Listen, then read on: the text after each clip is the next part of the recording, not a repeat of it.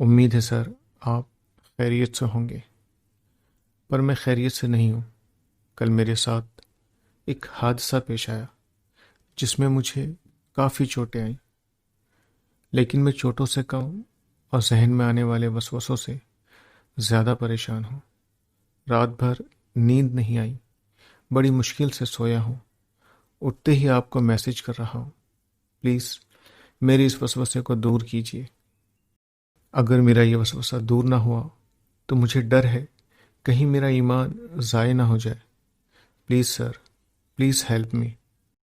دراصل بات یہ ہے سر کہ آپ کی طرح والد صاحب بھی ہمیشہ مصون دعاؤں کی پابندی کی تلقین کرتے ہیں۔ آپ سے کیا جھوٹ کہوں سر، مجھ سے دعا کی پابندی نہیں ہوتی، بلکہ اب تو میں مصون دعاؤں کے تعلق سے اپنے دل میں وسوسے محسوس کرنے لگا ہوں۔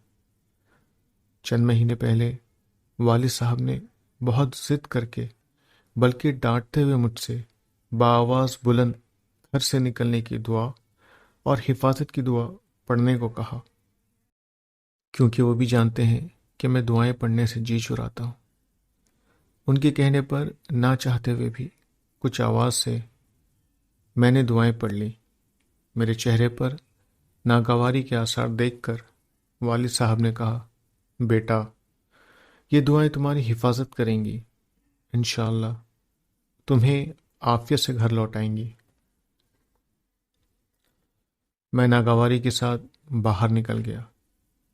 میرا ایک اہم پروجیکٹ تھا جس کی نوٹ حاصل کرنے میں جنید کے گھر جا رہا تھا۔ سر، میں سیف ڈرائیونگ کرنا پسند کرتا ہوں۔ میں بائک بہت ہی پرسکون طریقے سے چلاتا ہوں، پھر بھی راستے میں اچانک ایک ایسا گڑھا آیا کہ میں بائک کو کنٹرول نہ کر سکا اور میں بہت بری طرح گر کر زخمی ہو گیا۔ چوٹیں تو بہت آئی پر کوئی بڑا ایشو نہیں ہوا۔ پتہ نہیں کیوں اس حادثے سے زیادہ مجھے میرے ابا پر غصہ آ رہا تھا۔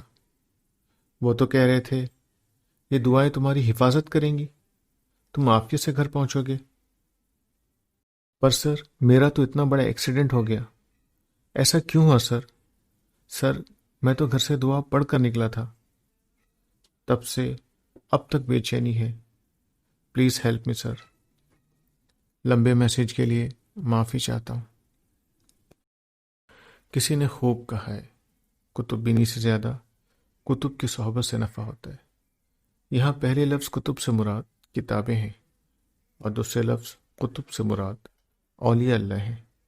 بڑی کاف اور چھوٹی کاف کا فرق ہے۔ مجھے فوراً میرے شیخ، میرے مربی حضرت بابا کی وہ باتیں یاد آ گئی جو وہ اکثر ایسے دھوکے کھانے والے احباب کو سمجھایا کرتے تھے۔ بابا فرمایا کرتے تھے، کبھی کبھی دعاؤں کے اہتمام کے بعد بھی، خاص طور پر وہ دعائیں جن میں حفاظت کا وعدہ ہے، بظاہر نقصان نظر آتا ہے، لوگ دھوکے میں پڑ جاتے ہیں، جبکہ حقیقت یہ ہوتی ہے کہ ایک بہت بڑا نقصان مقدر ہوتا ہے جسے دعاؤں کی برکت سے اللہ پاک چھوٹے نقصان میں بدل دیتے ہیں۔ اس لیے جب کبھی دعا کے اہتمام کے بعد بظاہر کوئی نقصان دیکھتا ہوں تو فوراً رب کریم کے آگے سجدہ ریز ہو جاتا ہوں کہ میرے رب نے نہ معلوم کتنے بڑے نقصان، کتنے بڑے حادثے سے میری حفاظت فرما لی۔ سبحان اللہ، کتنا بڑا فرق ہے ہمارے اکابرین اور ہماری سوچ میں۔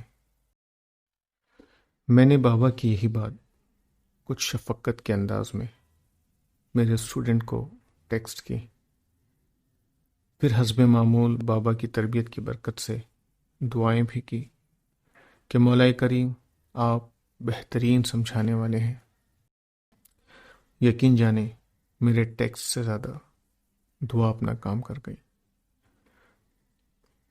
میرا ٹیکسٹ میسج پڑھتے ہی تھوڑی دیر بعد مجھے میرے اسٹوڈنٹ کا آڈیو میسج ریسیو ہوا، جس میں وہ بڑی شرمندگی، ندامت کے ساتھ روتے ہوئے کہہ رہا تھا، سر مجھے دعا نے بچا لیا، مجھے مصون دعاؤں نے بچا لیا۔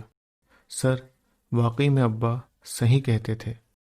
سر آج ہی میں نے نیوز پیپر میں دیکھا کہ اسی گڑھے میں جس میں میں گرا تھا 2 نوجوان ایک بائک پر سوار تھے، گر کر ہلاک ہو گئے۔ دونوں میں سے کوئی نہیں بچا۔ اگر میں حفاظت کی مصون دعا پڑھ کر نہ جاتا تو شاید آج میں بھی نہ ہوتا۔ مجھے تو صرف چند چوٹیں آئی ہیں، وہ 2 نوجوان تو اپنی جان سے ہاتھ دھو بیٹھے۔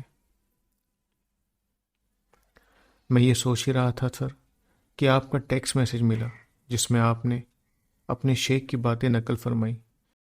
بے شک سر، بابا کی باتیں بالکل سچ ہیں، بالکل سچ ہے۔ مجھے دعا نے بچا لیا، مجھے دعا نے بچا لیا۔